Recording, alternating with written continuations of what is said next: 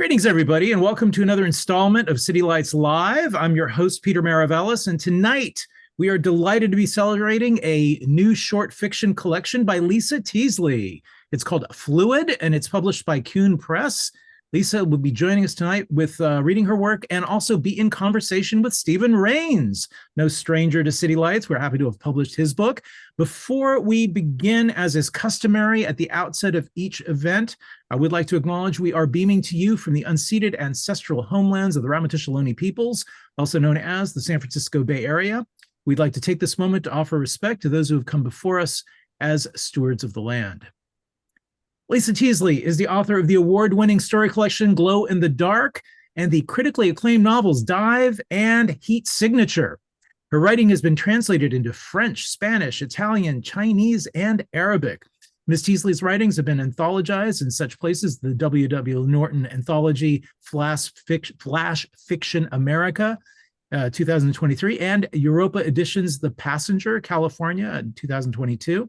She is the writer and presenter of the BBC television documentary School Prom and is currently writing a commissioned opera libretto.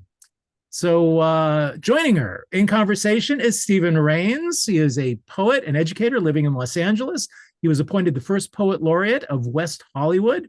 He has two collections in print, Inheritance and Your Dead Body is My Welcome Mat, and over a dozen chapbooks. He edited My Life is Poetry, showcasing his students' work from the first ever autobiographical poetry workshop for LGBTQ seniors. He has lectured and taught writing workshops around the country to LGBTQ youth and people living with HIV. City Lights had the honor of publishing Stephen's book, A Quilt for David. So join us now in giving a warm welcome to Lisa Teasley and conversation with Stephen Rains. Welcome to you both. Thank you so much for having us.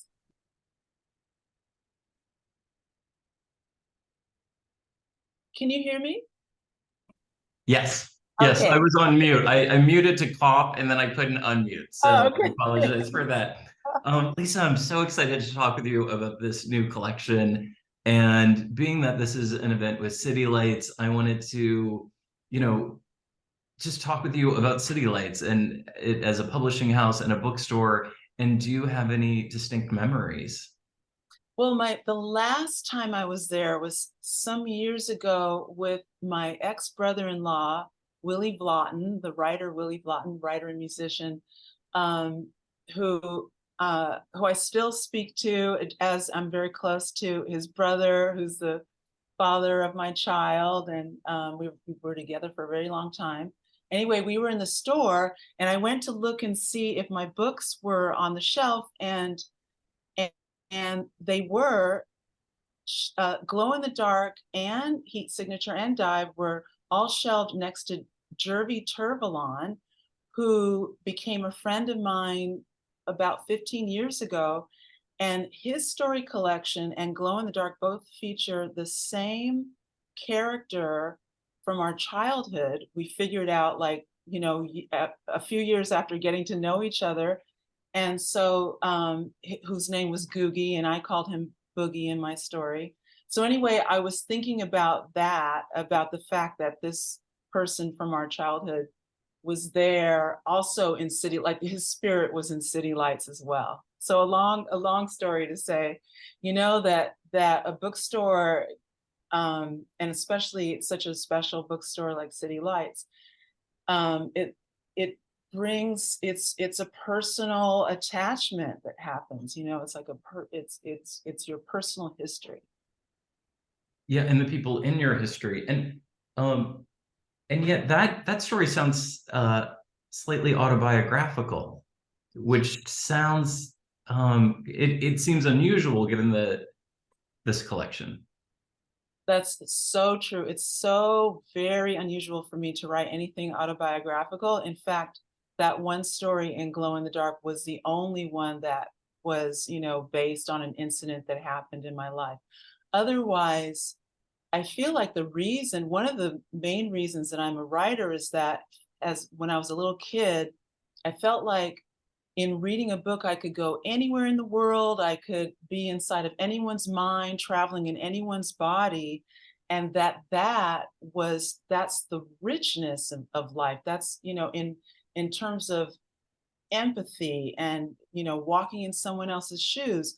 And so from the time I was 5 or 6 years old, I thought, I want to be a storyteller too. I want to be in communication with the world. I want to know as many people as possible, and live as many lives as possible.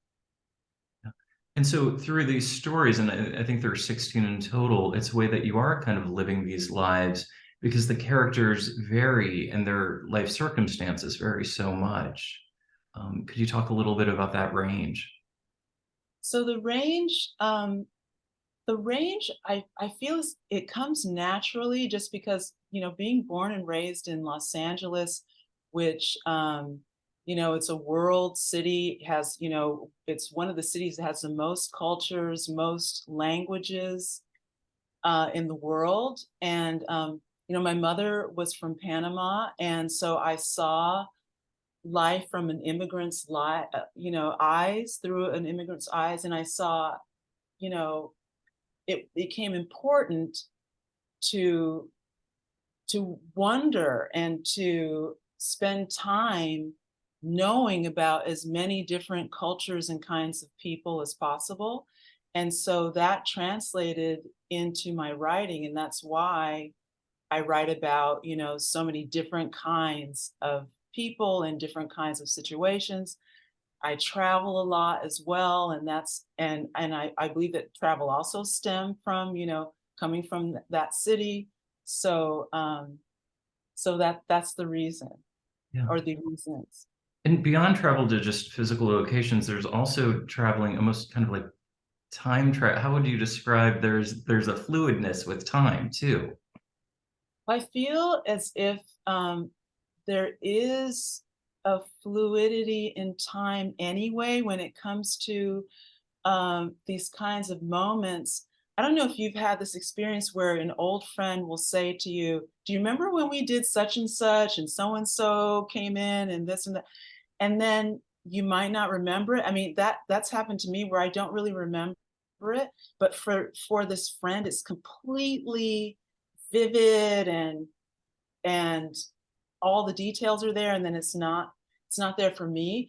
And so for me, it's like that's a moment in time where they were fully present and perhaps I wasn't, like I was somewhere else in my head and and in the past or in the future. And so that kind of thing, that that kind of corruption of memory, and also that being in many places at once, just like where I am now in New York, visiting New York, for tomorrow's event at McNally Jackson.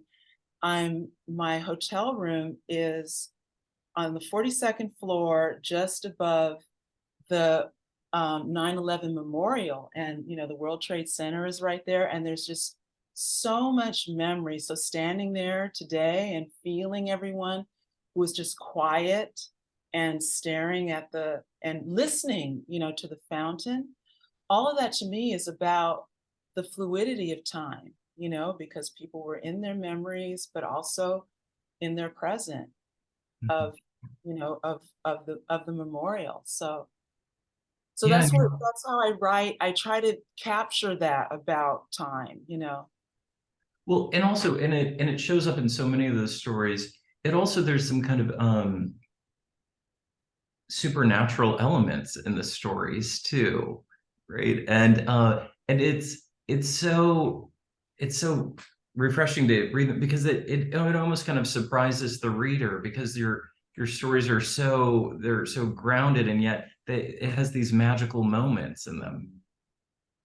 So the supernatural, I would say, comes from, that's another thing from my childhood, is that from as young as I can remember, like 3 years old, I was seeing ghosts, and I put that in air quotes because so like disembodied spirits would be different from, say, receiving messages from my parents who are both gone, my dad died last year, my mother died 4 years ago, and they have reached me easily because this, and it's only lately that I've been more open about this.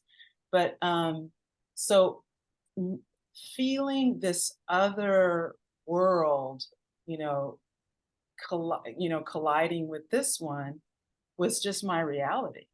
And so, and my parents never made it weird, you know. And I remember even some, like maybe 20 years ago, when it was starting to come back strong after it hadn't been around for a while.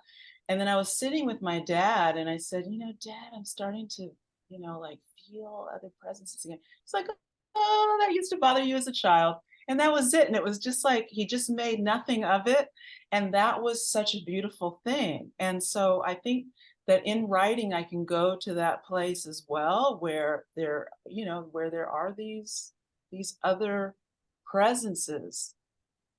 Yeah, and I also, you had told a story once about your father when talking about your childhood, that he worked as, was it a scientist, or he had a very kind of like a technical job, but when he saw your mother. Yes, exactly. So he was basically a math genius who, you know, went to college. He was born in 1936, and so you can imagine a Black man in Cleveland, Ohio, as a child being, you know, recognized as, you should be in college now.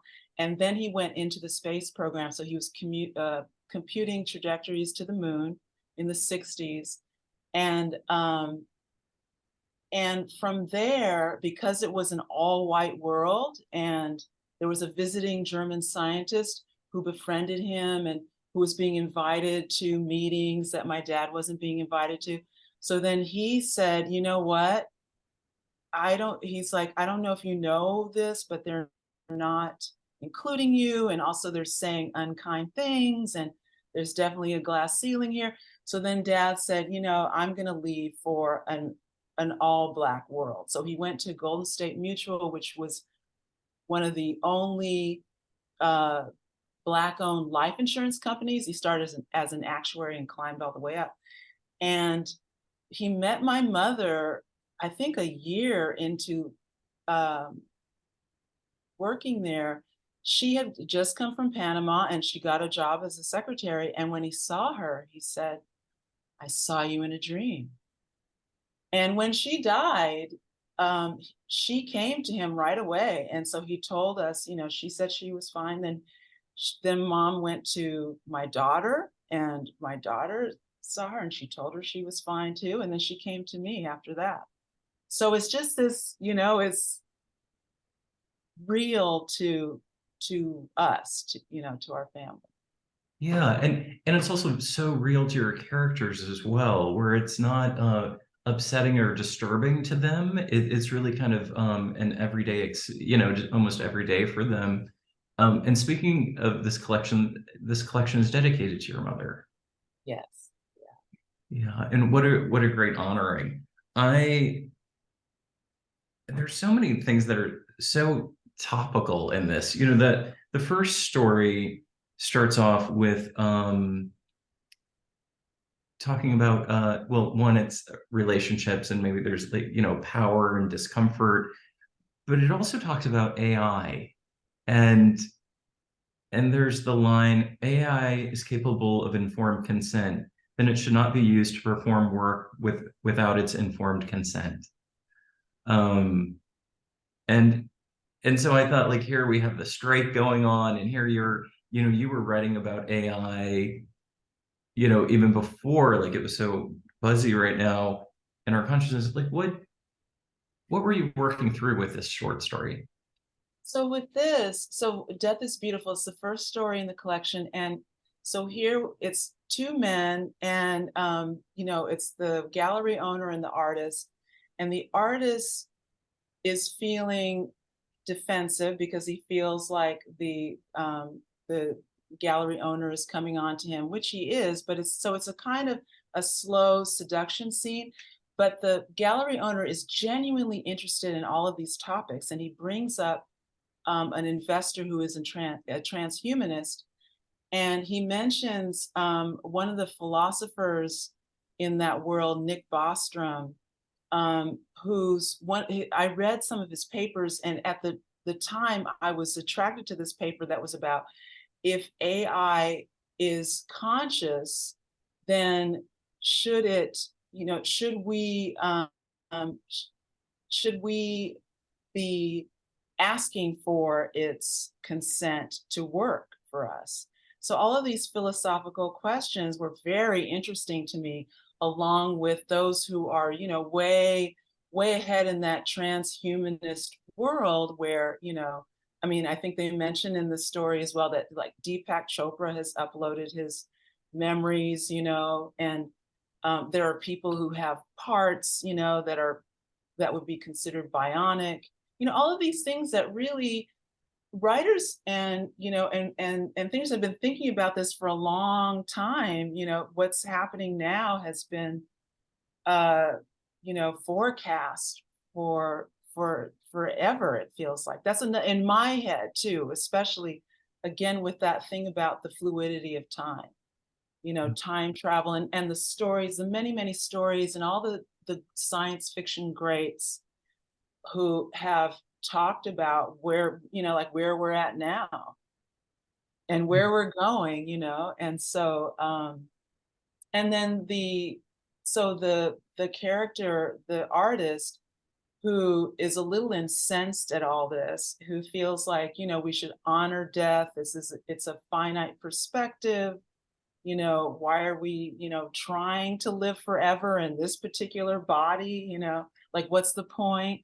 I was just interested in that question. And so with these stories, do you have kind of like questions or meditations, or are they more kind of character driven for you? Well, so that's that. I love that you asked that question, because before going into AI and Death is Beautiful, it was the character Farid who came to me.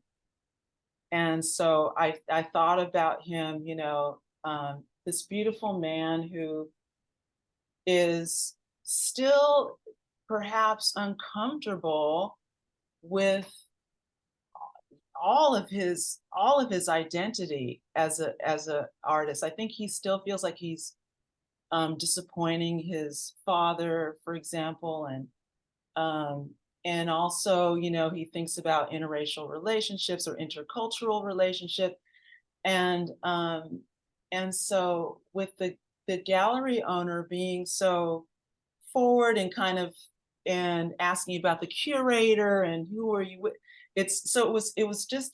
I wanted to be with him and kind of see him through. Not that I had a purpose for him, but just like the journey that I felt with him was this kind of opening, like his heart opened to someone that he wouldn't ordinarily let get to him, because otherwise it would be like a power dynamic that he wasn't comfortable with, Yeah. And when you talk about being with him, I'm also feeling like as a reader, just how I was with almost immediately with your characters. And the short story is it's such a hard form to get reader investment, to have, what are some things that you feel like you did in this collection to really kind of put us in the immediacy of the story?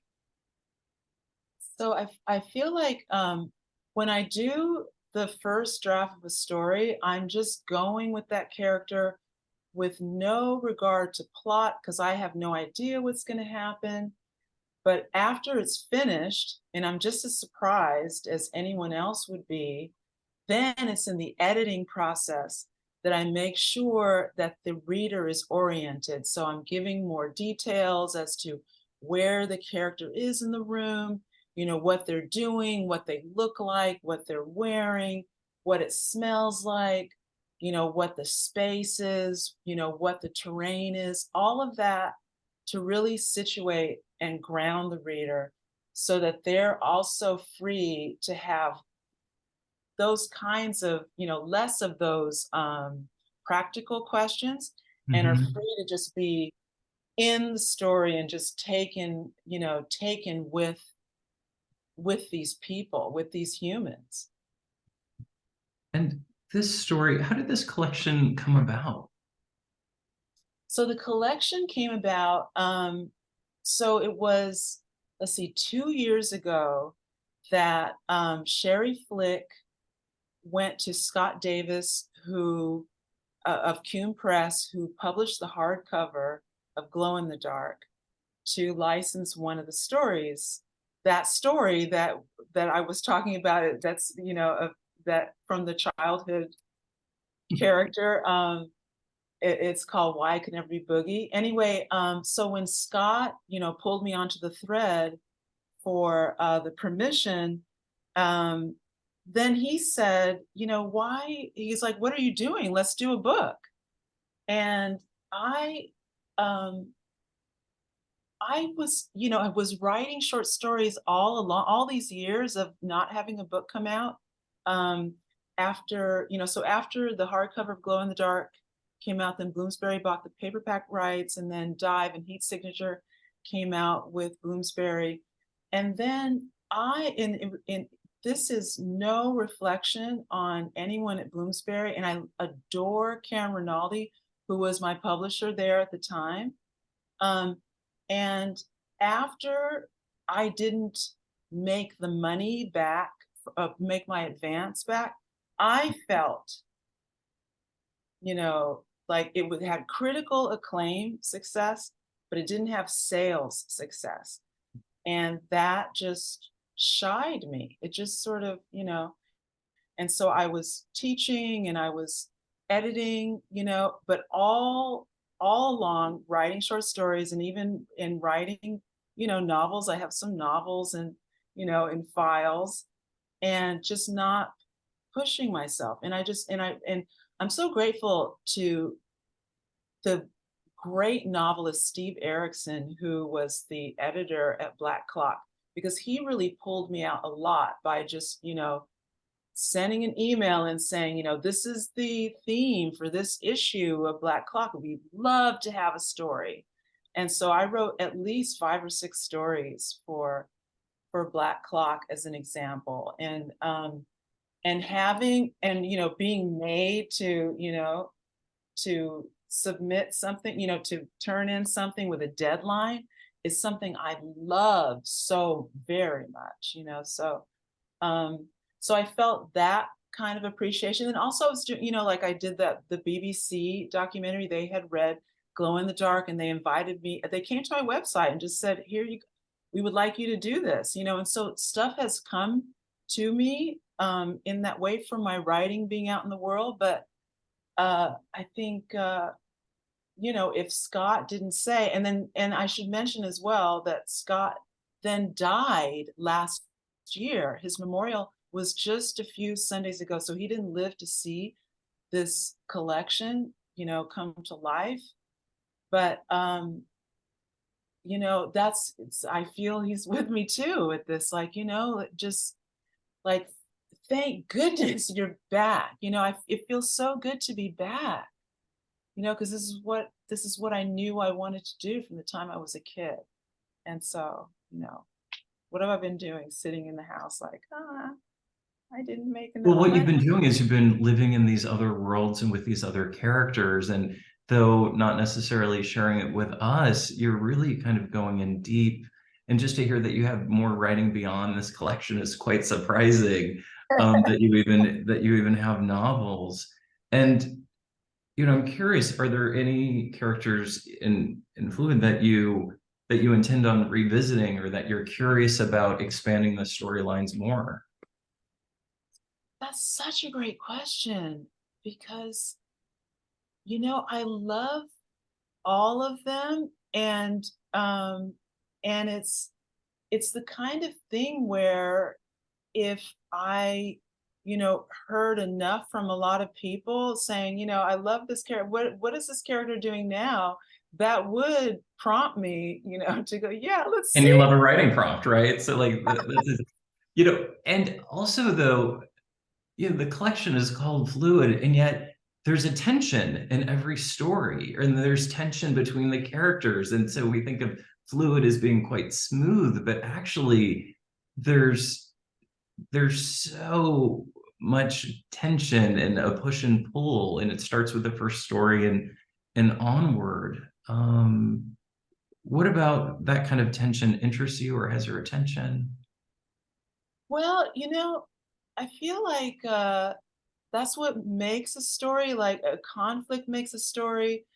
I feel like it's hard to meet anyone who's not in conflict. I mean, there are some awakened souls here, like Eckhart Tolle, for example, who is perhaps not in any conflict, but for the most part, we're dealing with, something that's just, that can feel as if it's running amok in our lives, or we're seeing someone in our lives as in the way of something that we need to get to. And whatever this conflict is, that's what I like to explore with a character, just like, because that's what it is to be human, like this mortal coil, um You do have and a, oh, sorry, go on.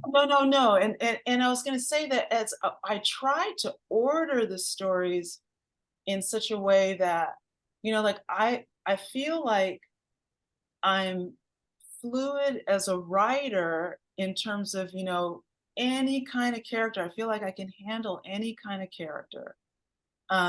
Just because, once years ago, I heard Meryl Streep on an American Masters. She was asked the question, how is it that you can play all these characters with any accent, and how do you get into everyone? And then she just said, almost without a beat, she said, we all have everyone in us. And I just went, yes, we all have everyone in us. And so that's the motivation. That's the I feel it's a kind of communion that I'm in when I'm writing, for that reason that she put, that we all have everyone in us. And so that kind of understanding, if that person isn't nice in the elevator, or that person, doesn't hold the door, even though you're right there, or, or, the opposite thing, smiling. And then someone, like, I got a hug in the lobby here at the hotel. This guy just said he and his wife, empty nesters. We're newly empty nesters, and we're here to see our son play lacrosse. And we bumped into each other in the elevator 3 times. And as they were leaving, and he had said, every day is a good day, and just brought me in and hugged me, and it's like that kind of thing. I love that. That's a connection I'll never forget. And I never forget these kinds of connections in passing, holding the door open and saying something kind. Yeah, not only those connections show up in your work, but also the details, and just like your observation skills. So not only your memory for these kind of moments that you bring into the work, but the details. You do have one story, and maybe if you could just read a little bit from it before we kind of move into Q&As. I would just love for people to hear a bit from the numerologist. Sure. Okay, the numerologist. A week before summer solstice, the numerologist Tim Luna worries the date into perfect configuration for Armageddon. He sleeps in a large closet surrounded by stacks of newspaper and magazine clippings salvaged from his parents' garage in the medical district, low-end flats of Beverly Hills. The closet scent has acid for a top note, gasoline and mildew in the heart, and cat scat at the base. His partner, a very skilled body worker who calls herself Kiva Hands, breaks down into tears when she first confronts the closet and tells Tim, when he asks, that she will never move in with him as long as he has it. He is a hoarder. You have to make a perilous path from the living room into the kitchen. Anywhere away from this place, to Kiva, he is irresistible. Still, she doesn't believe any of his doomsday warnings: bank account deletions, AI takeovers, water wars, food depletion, mandatory oxygen masks, or brain chips, your choice. She holds love over fear and conspiracy as he so passionately does the opposite. She counts good news like lab-grown meat and seafood and the coral reef flourishing in the Red Sea. He bats his long-lashed deep brown eyes at her, shakes his head, and though his slow smile intimates she is naive, it also says he wants her to be right. Summer solstice comes and goes. Autumnal equinox comes and goes, as does Halloween. Then exactly 1 week before winter solstice, LA is hotter than any summer on record. And though this is not significant in itself, the world for Kiva shifts into hyperrealism. Colors glare obscenely. Plants stand stark and carnal against the street. Palm trees hover, whispering to one another. And the sky is close and clear like high-definition TV, while the meteorologists keep saying there is smog. Rainbows occurs on days as dry as the desert. The sunsets are pinker, glowing malevolent and neon. Birds squawk directly at her. Butterflies chase her. Squirrels approach and stare. Clouds cumulus and errant, streak in parallel to the chemtrails that Tim rages about. And the moon is always in view during the day. When is it waxing? When is it waning? She has a strange pressure in her chest, can no longer keep track of time, and her heart is continually opening. Saints and other strangers begin visiting Kiva's bedroom at night whenever Tim isn't there. With the flat of her hand, she spanks the mattress as if she could materialize him. 2 of these spirits introduce themselves as Tim's grandparents from the other side. They get into bed with her, taking his place, flanking her like long-lost lovers. Those who seek to control you, they are sordid in their ways. Do you understand? The grandmother says, leaning into her. Kiva waves her hand through the grandmother's body, which is transparent. She looks up at the ceiling and behind her head, wondering now if she could walk through walls. Could she walk on water? Could she bodhisattva, as if it were a verb? This would all be funny if she wasn't so scared. She regrets every horror movie she's seen. She is sorry for the hayride years ago at Griffith Park, and sorrier still for that Halloween when she walked the amateur maze of impersonated legendary slashers at the old man's bloody house in Sherman Oaks. Her screams that night reverberated in her throat and gut for what felt like eternity. This is the time when you must gather all strength about you, Tim's grandmother continues. The strength that is inside. Stand in love always. Otherwise, they will sprinkle you like so much Parmesan on their pizza. Do you understand? Surrender, dear, the grandfather echoes. Surrender yourself completely to the love, capital L, and you will survive all that is to come. What is to come, Kiva asks. And who is they? The grandparents show her a picture, as if the inside of her head was their screening room. Here is Tim sitting with his pointer fingers and thumbs in the form of a triangle. Inside of it is a crescent moon. Behind him, dark leaves, lush and dense as the Amazon. The numbers 888 are in front of him. He glows incandescent. His chest is as pumped as Superman, growing larger like a balloon, then red as if aching. But he is grinning now with a sick pleasure. I don't understand, Kiva says. Shh, the grandmother responds. Kiva's ears ring as if she's been moshing by the speakers at a punk show, but it's the music of the spheres. The beauty is electrifying, and she is next to Tim's grandparents who can't really be there. She looks long and hard at them with this symphony in her ears, and she is gripped in the terror of mystery until she sits with it long enough to accept it. She feels an ecstatic sense of connection to everything and everyone on earth. This connection doesn't last long. What becomes of the world, she wonders. What is to become of me? she asks aloud. The music stops. She looks on either side of her. The grandparents turn into serpents, making the shape of Caduceus.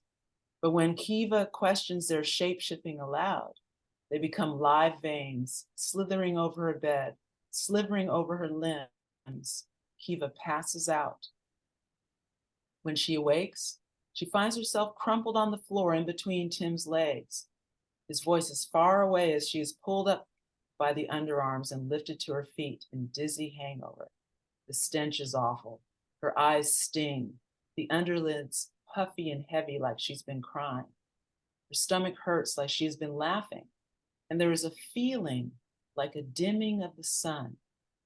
Hoping for the sound of wild parrots or crows, she doesn't know where she is until asking aloud. And while wishing she were at the mouth of a swamp, she realizes she is still at the entrance of Tim's closet. Such a wonderful story and such a great example of what I'm talking about, like how you bring the reader in just so immediately. And yeah, and so on this story, you know, I know you said you're driven by character. What else was going on for you? It's so environmental as well.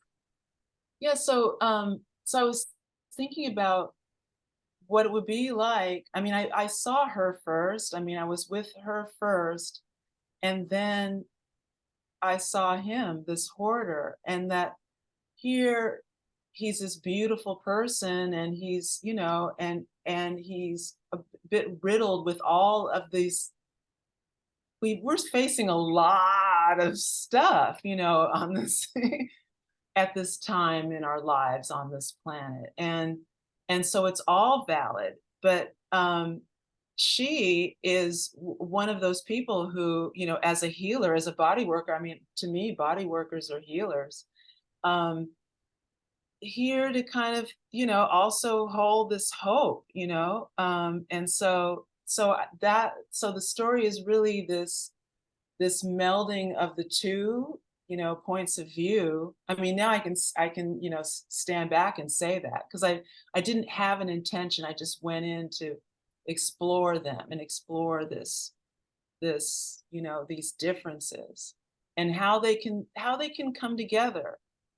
Or, you know, who knows? I mean, they may part, you know, next week, but that moment, that fluidity of time, it was her experiencing all of this. Well, I love that. Thank you. So we have time for some questions. I know that people have been asking questions in the chat, and maybe Peter might even join in and let us know. Nothing quite yet, but you know, folks. Okay. Oh, I can keep talking. There are so many things I wanted to talk to Lisa about. Like, okay. I'm okay with that too, Q&A, but please, people, like, chat in, because I'm looking at the time and I'm like, I can't. Oh, no problem. Nothing's been addressed. So many things I've taken notes on that aren't addressed. So where to start? One, you know, when I talked about the details in this imagery, you're also a visual artist, and I understand that those are two different disciplines, but I think that it has to inform. I mean, for your level of detail and the creativity, like, it seems to have to, the practices inform each other in some way. And, you know, I've always thought that wasn't the case, and you know, and when I've been asked the question, does it inform? I think, well, no. I'm, you know, when I'm writing, I'm captive with these characters, and then when I'm painting, I'm free and at the canvas. But as you're saying this, I'm thinking that maybe that's also, you know, that the visual part, it reminds me that I used to have a kind of, not, what is it, not facial dysplasia, not that. As a kid, I couldn't recall even my own parents' face. Like, if I was like facial blindness, yeah. But I can recognize anybody in my face, you know, I could always do that. But I started drawing faces in particular to memorize everyone's face. And by the time I was maybe 11 or 12, I mean, at 10, I was commissioned by the school principal, and so I was in junior high, my fellow classmates, commissioning me to paint or draw their parents and all of that. But so by the time I was a teenager, I could remember everyone's face. And I thought, because I had that intention. But so maybe this writing of stories, maybe what's similar is I'm writing to remember and to remember these characters who actually exist to me. Yeah. I mean, it's like once I've written them, yeah, you must have always existed. And now you will always live with me. Yeah. I mean, And also they're living with us too, your readers. And kind of they have a life now in the book, but then in our own lives, in our own imaginations, things like have reminded me, like in my life, have reminded me about the stories. One story that I wanted to talk with you about, because it kind of had that there was so much elements that reminded me of Mary Gateskill, who I think is a wonderful writer, and there were just elements to it that I was thinking about her, and that was The Girl in the Case. And not just because of Mary Gaitskill's The Secretary, but because of the sexual content in the story, that there's power, that there's some really kind of non-traditional elements in it. And if you could just talk about that story for a bit. Okay, so one thing I want to mention about sex in general, before I go to that story, is that I remember my neighbor that I grew up next to had said to me, and he was probably in his 70s or early 80s, that when he read my novel Dive, he said, I learned things about sex that I never learned all these 80 years. And so I have heard a lot like that. You're so comfortable writing sex. And so The Girl in the Case, where she decides to go with sex, was just like, oh, okay, here we go. I'm not in control. I wasn't in control of her or of him. I was just going with this situation, this lawyer who decided to put a ad in Craigslist for a girlfriend, and then have his assistant, go through the contestants. I mean, it's just, kind of nutty, but I was like, wow, I don't even know if it's nutty as much as just it was utterly fascinating to read about and kind of wonder what's going on for both, not only the lawyer, but for her. And what's brought them to this experience to where this is kind of normalized for them, or that this is their best choice. And with a lot of characters, choice shows up. Well, yes, so exactly. Now that is a theme that, in choosing from all the stories that I could have put in the collection, I was looking at choice. Choice was the theme. And so that all the characters are in some kind of choice. And for her, I would say that she chose him from, this is my guess, because I feel like the reader is also right. Whatever anyone feels about a story is the truth. My truth about the story is that I think she knew that she wanted to be with him, and she's like, oh, I'm going to do this, and you think you're in control of this, but haha, you're not, and that this is just going to be another joke in our story together, our journey together, however long it might be, who knows?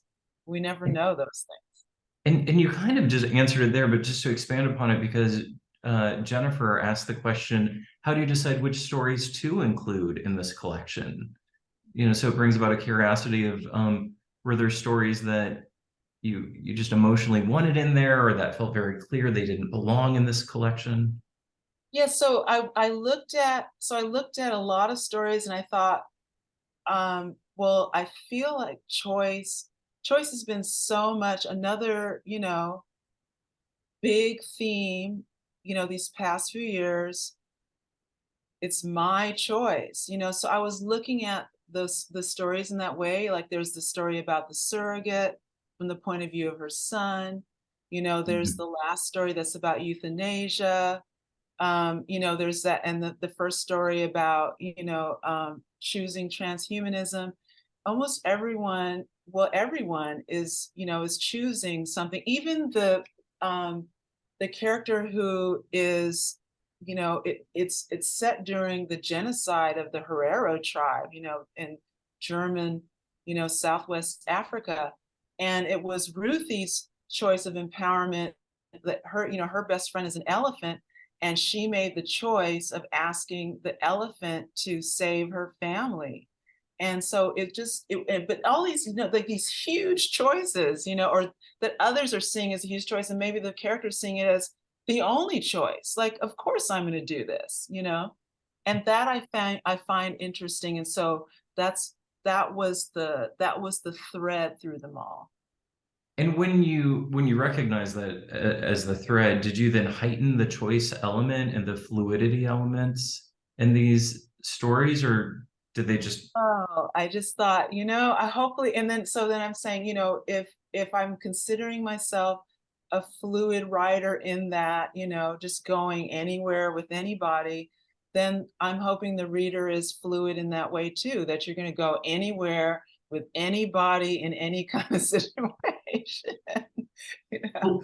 Well, part of that is trusting you as a writer, and that happens for us, for the people who know your previous work, Drive and Heat, Signature, and so for this, we have time for one more question. And Joel asked a story about like your process and how it differs from short stories to novels. So with a short story, it's a very I would say a very passion driven process, because I don't spend any time taking notes about the character. When the character comes to me, I just go. And it's kind of like having this raw fire for the character.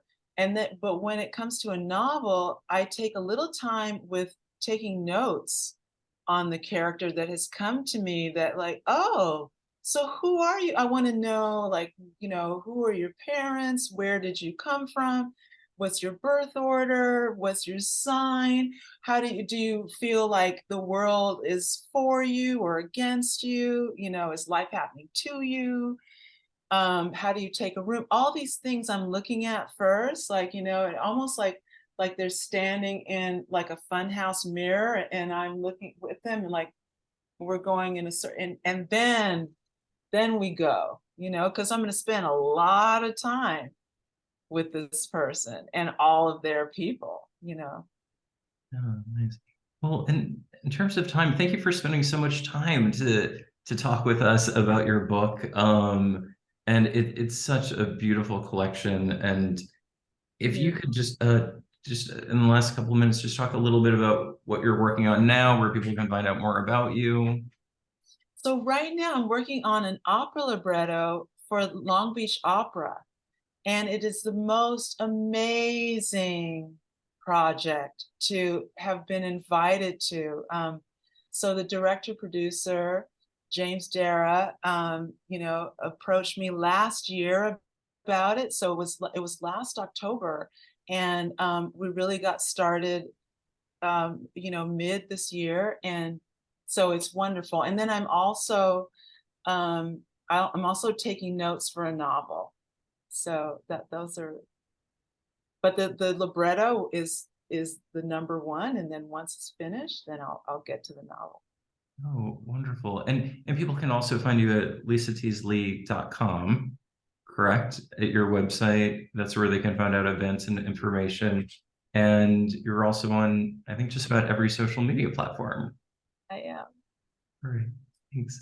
Um, well, thank you very much. Thank you to City Lights. Thank you to Peter And thank you all for joining us, whether you're present right now in the moment or listening in the future when this is on YouTube. Thank you all so much. Thank you so much, Stephen. Thank you, Peter. And I can see Joel's face and Jennifer's face. Hi. Thank you so much. Thanks. Well, thank you both. Stephen, thank you for doing the honors. You're such a great interviewer.